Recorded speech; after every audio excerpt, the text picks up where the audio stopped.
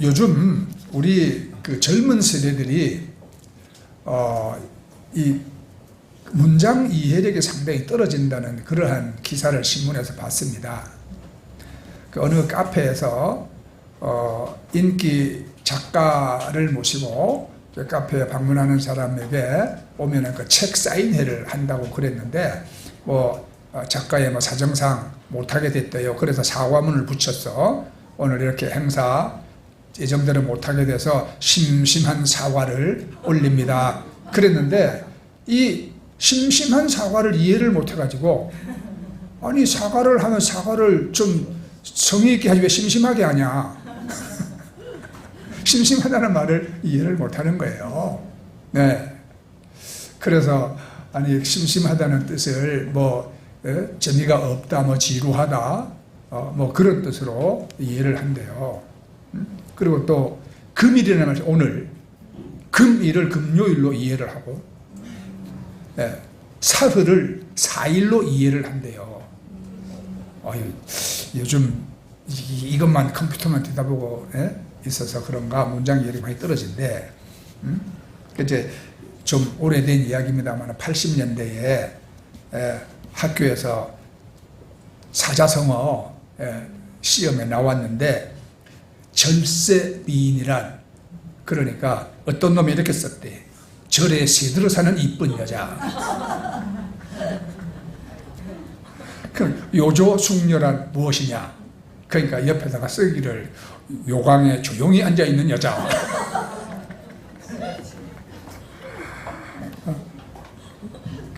또 천고마비, 우리 가을 되면 많이 쓰잖아요. 천고마비는 무슨 뜻이냐? 그러니까 하늘에 고약한 짓 하면 전신이 마비된다. 이놈은 그렇게만 살면 돼. 그죠? 뜻을 바르게 이해했든 못했든 이렇게만 살면 되지요.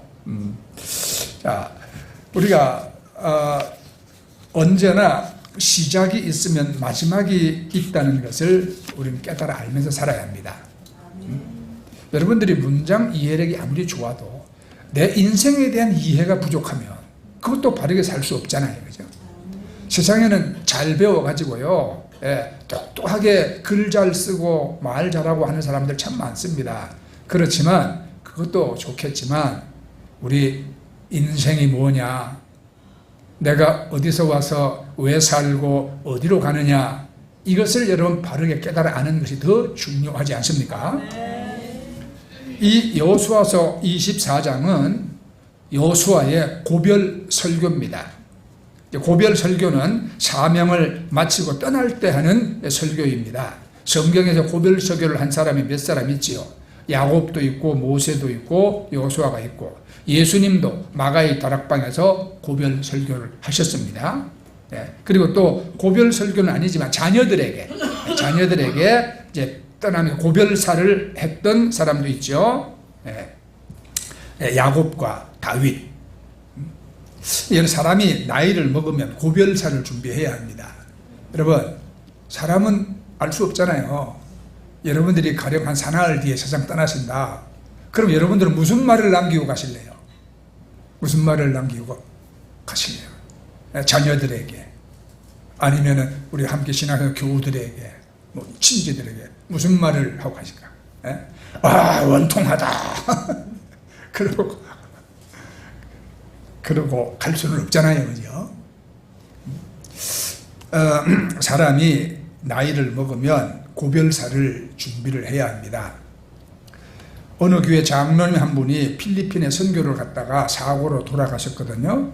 이분이 글 잘 쓰는 시인이셨고 대학 교수였어요.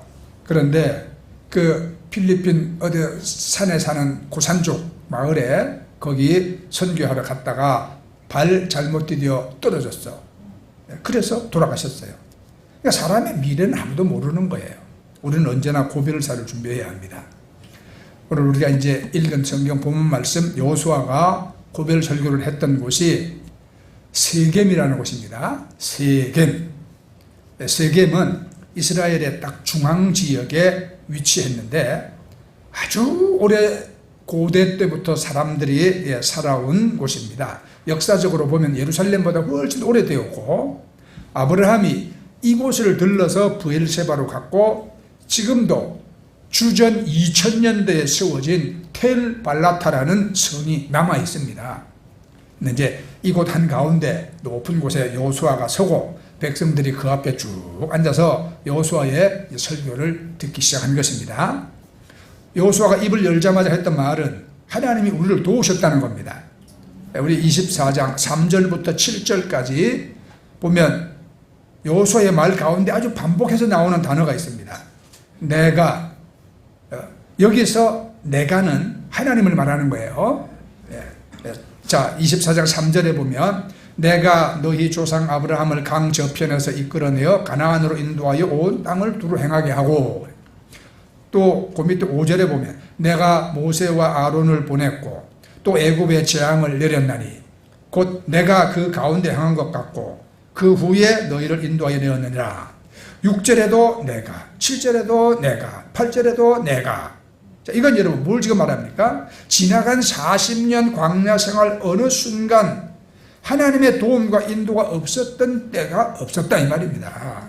애굽을 떠나서 홍해를 건너게 하신 분도 하나님이었고, 바로와 그 군대를 물리치게 하신 분도 하나님이었고, 광야 40년 수많은 우여곡절을 다 이기게 하신 분도 하나님이시고, 요단강을 건너서 강력한 가나안 7족속들과 싸워서 그 땅을 차지하게 해주신 분도 하나님이셨고, 마지막 정복을 마치고 세겜에 도착하여 온 백성과 함께 지난 날을 추억하고 지금 이제 또 새 날을 다짐하게 하신 분도 하나님이시다 이 말입니다. 모든 것을 하나님이 다 하셨습니다. 그래서 이 성경에 보면 하나님이 인도하셨다, 하나님이 행하셨다, 하나님이 은혜를 주셨다, 자, 이런 말이 반복해서 나옵니다. 우리가 지난 6달도 참 하나님이 인도하셨고 하나님이 은혜 주셨고 하나님이 도와주셨습니다. 그렇죠? 자, 우리가 우리 일생을 마칠 때도 이 말을 할 수 있어야 돼요. 내가 참 하나님의 은혜 가운데 살았다. 내가 하나님께 참 내가 큰 복을 받고 살았다. 하나님의 귀한 도움을 받고 내가 참 살았다. 예? 우리에게 고난이 하나도 없다는 말은 절대 아니죠. 예, 우리가 참 말로 할 수 없는 고난이 다 우리에게 다 있습니다. 속상하고 화나고 힘든 일도 많습니다. 그러나 이 모든 것이 우리에게 있지만 우리는 말할 수 있어요. 하나님이 우리에게 은혜를 주셨습니다. 하나님 우리를 도와주셨습니다. 하나님이 다 이기게 하셨습니다. 예? 그 영국의 C.S. 루이스 교수 인생 말년에 어떤 기자가 물었대요. 선생님의 인생은 어떠했습니까? 애굽의 바로가 야곱에게도 똑같은 질문을 하잖아요. 그때 야곱이 뭐라고 말했습니까? 내 살아온 지난날이 130년인데 참 험악한 세월을 내가 살았습니다. 그러죠? 이 루이스 교수는 뭐라고 대답하냐 하면 한참 생각하다가 내 인생은 참 평탄하지 않았습니다. 그러나 하나님은 선하셨습니다. 그래요, 여러분. 우리가 세상에서 많은 고난을 겪습니다. 고난이 없어서 하나님이 선하신 게 아니라 내가 고난을 겪었지만 그럼에도 불구하고 하나님은 선하셨습니다. 우리 이렇게 말할 수 있어야 되는 거예요. 그렇죠? 네? 여러분, 성지 순례만 순례가 아니고 우리 인생 자체가 순례 길이에요. 네? 우리가 천국 가는 순례자예요. 순례는 하나님께 돌아가기 전에는 끝나지 않습니다. 그러니까 이 순례 때 가장 필요한 것이 하나님의 도우심입니다. 우리의 삶이 하나님께 가는 이 순례자의 길이라면 아침마다 밤마다 하나님의 도우심이 필요한 것입니다. 그죠? 밤마다 낮마다 하나님의 여러분 도우시는 손길을 여러분 믿으시기 바랍니다. 미국의 그 무디 신학교의 학장이었던 조지 스위팅이라는 분이 이런 말을 했어요. 하나님께는 자녀가 있을 뿐이지 손자는 없다 그랬어요. 이 말은 하나님과 우리와의 관계의 직접성을 말하는 것입니다. 아버지와 아들의 관계는 할아버지와 손자와의 관계와 다릅니다. 이것은 하나님과 우리가 갖는 개인적인 관계의 중요성을 지금 말하는 것입니다. 모태신앙으로 아버지 어머니로부터 신앙의 유산을 받은 것은 참 감사한 일이지, 그러나 부모가 믿었기 때문에 내가 하나님의 자녀가 된 것은 아니다 이 말입니다. 내가 믿어야 내가 하나님의 자녀가 되는 것이지, 하나님과 나와의 개인적이고 인격적인 관계가 중요한 것이거든요. 그래서 여호수아서 24장에서 여호수아가 지금 가장 많이 쓰는 말이 내가 너를 나는 저에게 이렇게 2인칭 단수이신 하나님이 1인칭 단수로 나와 관계를 맺고 계신다. 그 가까운 하나님이 저와 여러분의 하나님이심을 믿으시기 바랍니다. 이제 여호수아의 설교가 지난 세월에 대한 감사로부터 이제 앞으로 주어진 날들 최선을 다해서 하나님을 섬기겠다고 다짐하고 있습니다. 14절 말씀 보면 그러므로 이제는 여호와를 경외하며 온전함과 진실함으로 그를 섬기라. 너희의 조상들이 강 저편과 애굽에서 섬기던 신들을 다 치워버리고 여호와만 섬기라. 여호수아는 지금까지 지나간 세월 하나님이 인도하셨다고 말했습니다. 본래 우상을 섬기던 백성을 하나님이 아브라함을 통해서 부르시고 모세를 통해서 이제 광야로 나오게 하시고 여호수아를 통해서 가나안에 이르게 하셨습니다. 그래서 지금 여호수아는 그러므로라고 말하는 거예요. 그러므로는 벌써 지난 스토리가 있다는 이야기거든요. 그래서 우리가 여러분 하나님의 은혜를 입었으면 달라져야 합니다. 고린도전서 15장 10절 말씀이 참 중요해요. 내게 주신 그 은혜가 헛되지 아니하여 내가 모든 사도보다 더 많이 수고하였으나 그랬어요. 은혜 받으면 수고하게 되어 있습니다. 은혜 받으면 달라지게 되어 있습니다. 어떻게 달라지는가? 하나님만 섬기는 사람으로 달라집니다. 여호수아의 말 기억하세요, 여러분. 너희 섬길 자를 오늘 택하라. 나와 내 집은 여호와만 섬기겠노라. 여기서 중요한 말은 선택이라는 말입니다. 선택. 신앙은 선택입니다. 신앙은 매일매일의 삶에서 내가 하나님을 선택하고 사는 것입니다. 행복도 선택이라고 말하잖아요. 행복은 우연히 다가오는 것이 아니라 내가 행복하기로 선택하는 것이에요. 그러니까 행복한 사람과 불행한 사람의 차이가 있는데 행복한 사람은 행복한 일만 오고 불행한 사람은 불행한 일만 오는 것이 아니라 한국말은 끝까지 잘 들어봐야 돼요.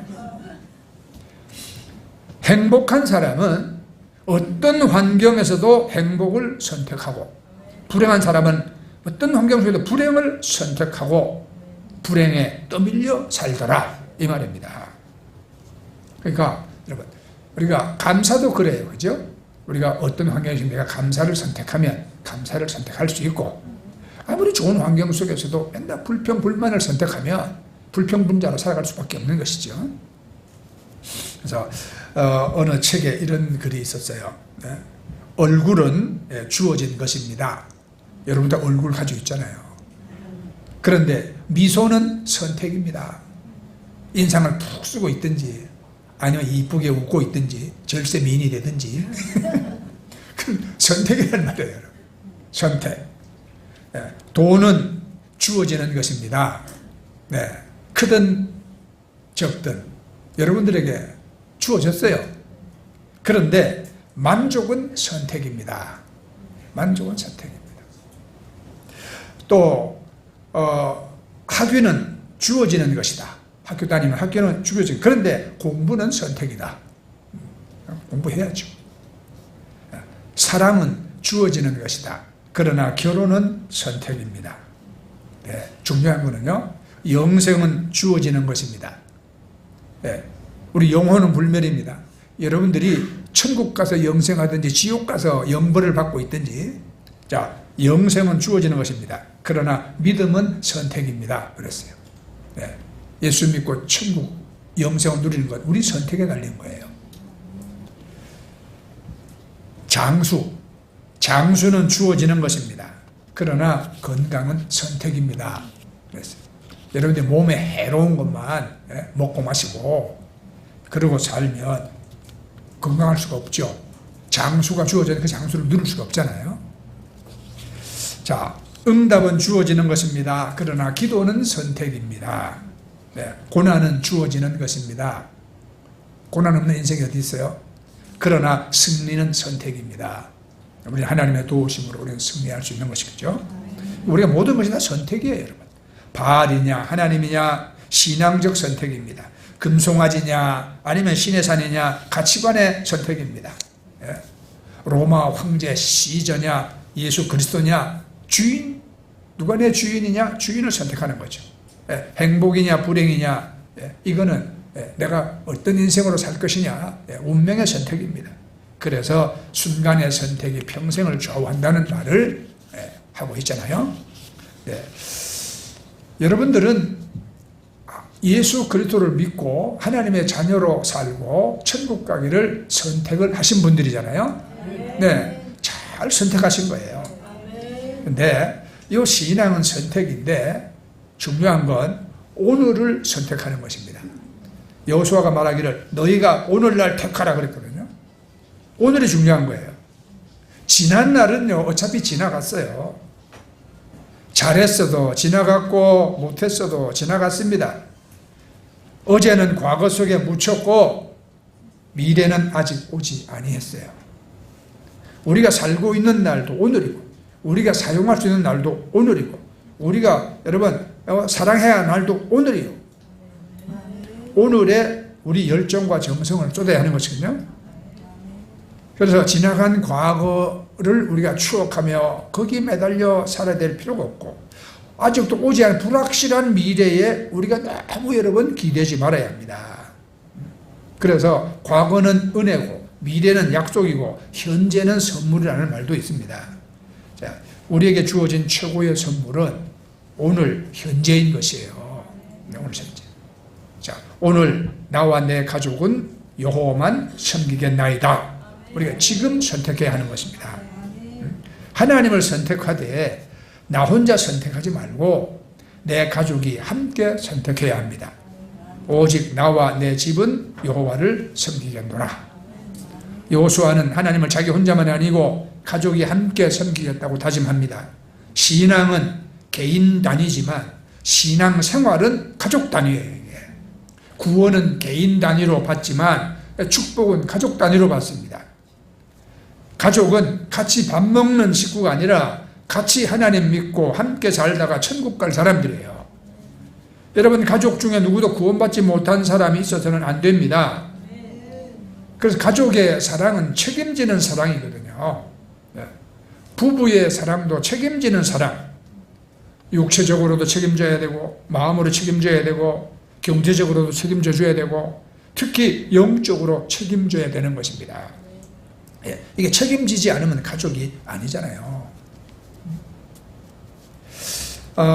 어떤 남편이 좋은 남편이냐? 그런 질문이 있었대. 그런 질문이. 그래서 어떤 사람이 좋은 남편의 모델을 몇 가지 촥 썼대. 자, 박정희 대통령 같은 남편. 그 옆에다 썼어. 나는 아내의 행복을 위하여 역사적 사명을 띠고 이 땅에 태어났다. 무슨 말인지 아지? 네. 여러분들 국민교육 현장 안 해봐봤어? 네? 국민교육 현장이 처음에 어떻게 나가죠? 다 외웠는데 이제는 네? 나는 민족 중흥의 역사적 사명을 띠고 이 땅에 태어났다. 안으로 자주 독립의 자세를 확립하고 밖으로 인류 공양에 임하지 할 때다. 그러므로 우리의 나갈 바를 밝혀 교육의 지표로 삼는다. 자, 네. 이 사람은 참 훌륭한 남편이요. 나는 아내의 행복을 위하여 역사적 사명을 띠고 이 땅에 태어났다. 네. 근데 그거 하나만 썼으면 그러는데 그 밑에 또 줄줄이 써놨어요. 네. 또 햄릿형 남편. 아내를 위해 죽느냐 사느냐 그것이 문제로다. 또 그 밑에는요. 철학자 데카르트 같은 남편.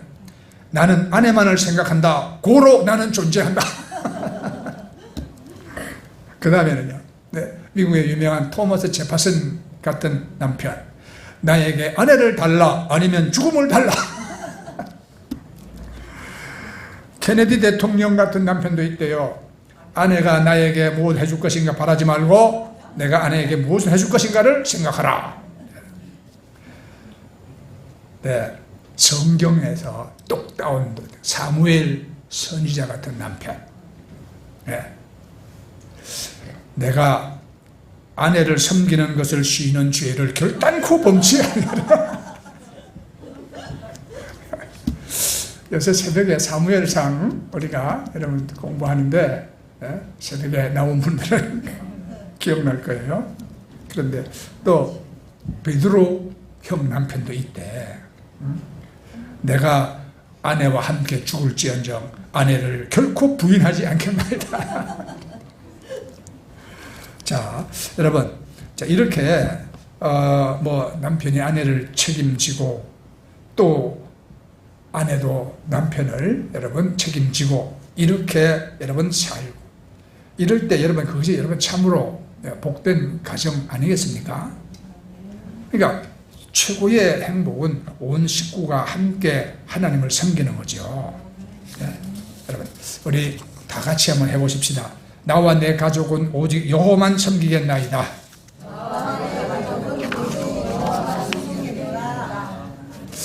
너무 길어서 다 못하시는 분들이 있는 것 같은데 나와 내 가족은 오직 여호와만 섬기겠나이다. 아멘.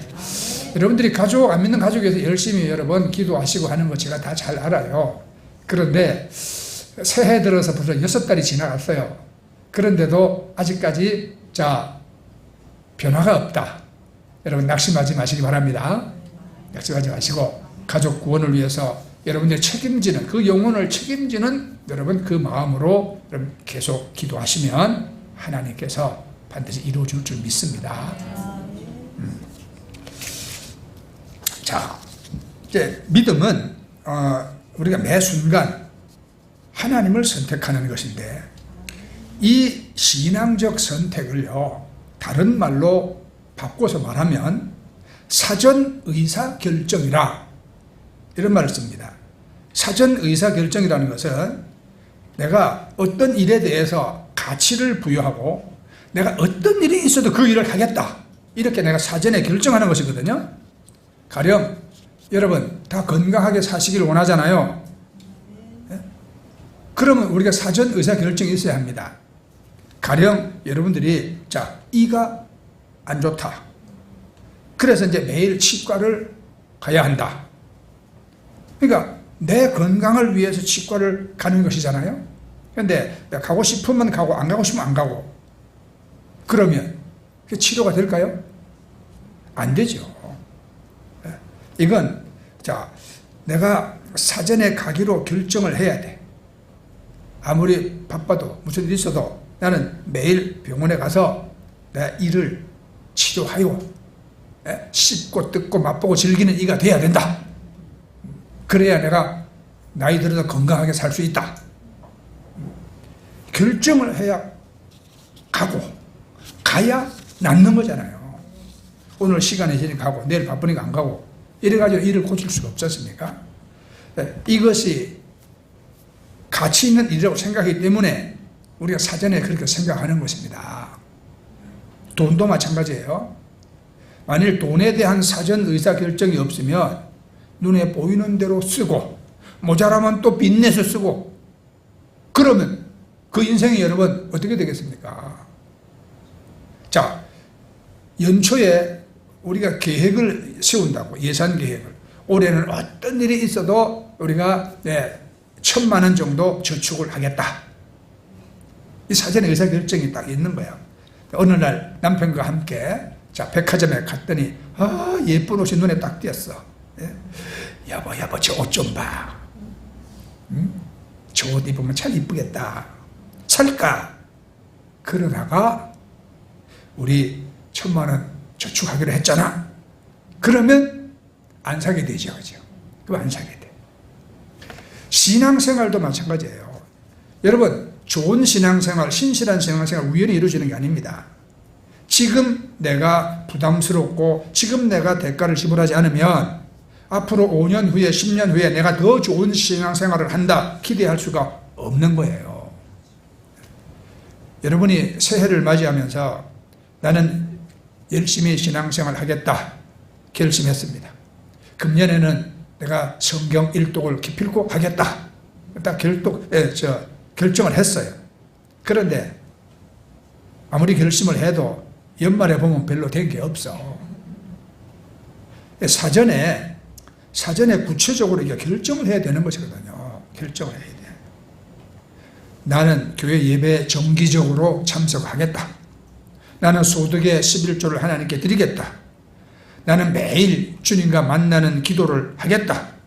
그리고 나는 교회에서 한 가지 이상 봉사를 하겠다. 이런 사전 결정이 내게 있어야 하는 것입니다. 그럴 때 하나님이 도와주시는 거예요. 성령님이. 이렇게 사전 결정을 했는데, 자, 어느 날 토요일 저녁에 매우 피곤해. 날씨도 안 좋고, 피곤하고, 그냥 내일은 잠이나 자야 되겠다. 그렇게 하다가도 미리 사전 의사 결정한 사람은 아니지. 내가 매주 빠지지 않고 예배 드리기로 내가 결정했잖아. 그러면 여러분 피곤해도 일어날 수가 있는 겁니다. 이게 결정이 안 된 사람은 어떻게 해요? 결정이 안 된 사람은 토요일이라 그냥 막 좀 즐겁게 주말을 보내자. 먹고 마시고 영화극장 보고 또 출출하니까 야식 먹고 또 소화시키느라고 채널 이리저리 돌리다가 새벽에 2시쯤 잘라고 눕는다. 그러면 주일 예배 가기는 틀렸지. 우리가 여러분 11조도 마찬가지입니다. 11조의 신앙적인 가치는 모든 물질은 하나님의 것이라는 데 있거든요. 성경에도 명백하게 말씀했어요. 내 11조를 하나님께 드리고 내 창고를 조사해 봐라. 내가 복을 주나 안 주나 시험해 봐라. 이 말씀을 우리가 여러분 딱 믿고 명백하게 사전 의사 결정을 내가 해야 하는 겁니다. 11조는 하나님의 것이다. 지금 내 11조가 10만 원이라면 나는 매월 셋째 주에 월급을 받기 때문에 넷째 주에 반드시 11조를 드린다. 이렇게 마음속으로 결정을 했어.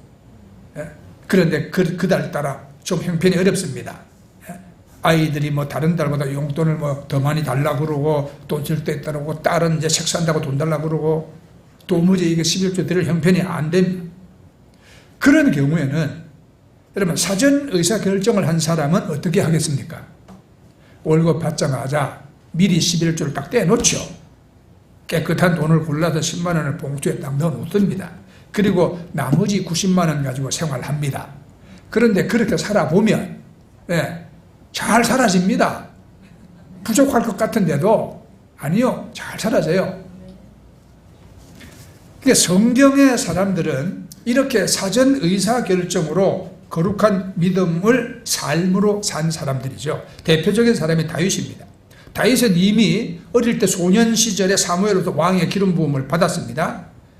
아직도 사울이 왕이었지만 하나님은 이미 사울을 버리고 다윗을 왕으로 택했어요. 만일 다윗이 자 이제부터는 내가 진짜 왕이다. 야 사울 너는 이제 버림받았다.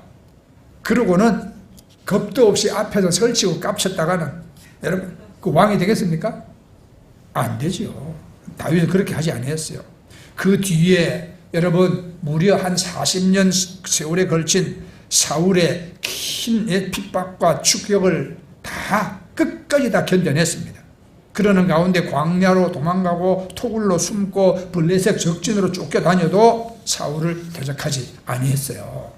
심지어 2번이나 사울을 죽일 수 있는 기회가 있었는데 불구하고 죽이지 아니했지요. 그런데 하나님의 뜻은 다 이루어지거든요. 마침내 사울은 블레셋 사람들의 손에 죽었습니다. 그 아들과 함께 목이 잘리워서 벳산 성벽에 매달렸습니다. 이때 다윗이 뭐라고 말했을까요? 참 경사났네. 오늘 내가 압박과 서름으로부터 해방됐네. 기뻐하자. 안 그랬습니다. 안 그랬어요. 성경에 보면 그 사울의 시신 앞에서 슬퍼하고 애곡하며 그를 예의를 갖춰서 후하게 장사를 지냈습니다. 그리고 그 다음에는 그 손자 무비보셋을 살려주고 자기 밥상에서 함께 먹기도 했잖아요. 왜 그렇습니까? 다윗은 국가관에 대해서 사전 의사결정을 했거든. 하나님이 나라를 주관하신다. 사울에 대해서도 사전 의사결정을 했어요. 나는 하나님이 기름 부음 받은 종을 대적하지 않는다. 그래서 안 죽인 겁니다. 만일 사울이 자기에게 한 것을 봐서 내가 죽이고 살리기를 결정한다면 다윗은 수없이 사울을 죽였을 것입니다. 그러니까 의사결정의 대표적인 분이 예수님이잖아요. 예수님이 만일 상황 봐가면서 내가 십자가를 질까 말까 결정했다면 평생 십자가를 못 졌을 것입니다. 그런데 예수님은 이 세상에 올 때부터 십자가 지기로 사전 결정을 했거든요. 마태복음 20장 28절에 보면 인자가 온 것은 자기 목숨을 많은 사람을 위한 대속물로 주려 함이니라. 예수님은 처음부터 죽기로 작정하고 왔다 이 말입니다. 그래서 죽을 수가 있던 거죠. 만일 죽을 수 있으면 죽고 말게 생겼으면 말자 이랬다면 어떻게 십자가 지겠습니까? 처음부터 하늘의 미랄로 여러분 죽으러 오셨습니다. 죽음을 한 주간 앞두고 예루살렘을 향하여 죽으러 여러분 올라가기로 굳게 결심을 하지 않습니까? 그래요. 여러분들의 신앙적인 삶, 경제적인 삶, 모든 것에 여러분들이 이런 사전의 의사결정이 있기를 저는 간절히 바랍니다. 미국에 킴슨이라는 재벌 있었어요. 어떤 한 기자가 인터뷰를 하면서 성공의 비결을 물었더니 킴슨이 말하기를 나는 어린 시절에 가난한 가정에서 태어났습니다. 그런데 나는 4가지 수칙을 잘 지킨 다음부터 성공을 이룰 수가 있게 되었습니다. 첫 번째 수칙, 주일을 성수하는 것. 주일날 하나님께 예배 잘 드리는 것. 두 번째, 시간을 낭비하지 않는 것. 세 번째, 술 마시지 않는 것. 이거는 돈 낭비, 건강 낭비거든요. 그 다음에 넷째, 11조를 철저히 드리는 것. 이렇게 어려서부터 의사결정을 했다 이 말이에요. 그러니까 이 사람은 벌써 여러분 마음속에 이미 성공이 이루어져 있는 거예요. 이게. 다니엘은 나는 어떤 경우에도 하루에 3번 기도하겠다. 사전에 결정이 된 사람이잖아요. 그러니까 훗날 바벨론으로 여러분 포로로 끌려갔었어도 환경이 바뀌었어도 왕이 바뀌었어도 다니엘의 결심은 바꾸지지 않습니다. 결국은 느부갓네살 왕을 이기고 승리합니다. 이렇게 우리들의 마음에 여러분 이 결단, 선택, 우리의 신앙은 이런 선택과 결단에 있는 것이다. 그래서 여러분들이 무엇을 참으로 내가 소중하게 여기고 사냐, 그것이 하나님보다 더 소중하다고 생각된다면 그것은 분명한 우상입니다. 내가 하나님을 더 의지하는 것, 분명한 우상이에요. 하나님은 우상 숭배자들을 결코 복 주신 적이 없고 우상 숭배자들을 기뻐하신 적도 없고 우상 숭배는 하나님이 가장 미워하시는 죄다. 그래서 여러분들 오늘 여기 여호수아가 말한 것처럼 너희가 다 믿고 섬기던 것들 다 치워버리고 오직 여호와 하나님만 섬기라. 그렇게 말했듯이요. 자, 오늘 여러분 여호수아가 한 말을 우리가 기억합시다. 우리가 하나님보다 더 소중하게 여겼던 우상들을 여러분 다 우리는 치워버립시다. 여기저기 바라보던 우리 시선을 오직 하나님께 우리가 고정합시다. 믿음의 주요 온전케 하시는 우리 예수를 바라봅시다. 우리 평생 우리 하나님만 선택합시다. 오직 나와 내 가족은 여호와만 섬기리라. 아멘. 네. 우리 삶을 끝내야 하는 날이 반드시 옵니다. 그때 살아온 지난 날을 돌아보며 저와 여러분도 여호수아처럼 부끄럽지 않은 고별사를 남기고 우리 모두 천국에서 복된 영생을 다 누리시기를 저는 간절히 바랍니다. 아멘. 네, 우리 찬양하고 기도하겠습니다.